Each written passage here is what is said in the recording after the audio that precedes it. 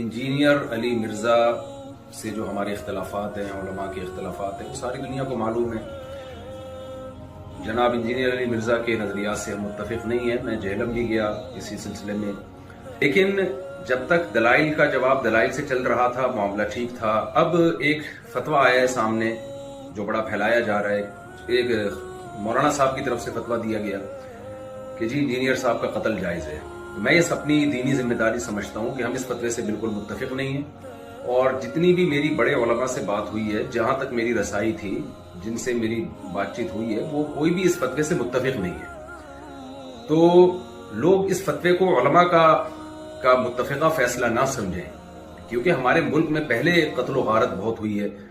یہ شرعاً کسی کو اجازت نہیں ہے اس کی کہ کسی بھی شخص کو اٹھ کے وہ قتل کر دے۔ انسانی جان کا قتل، چاہے وہ کسی بھی مسلک سے ہو، کسی بھی فرقے سے ہو، کسی بھی مذہب سے ہو، ہم اس کا قتل جائز نہیں سمجھتے۔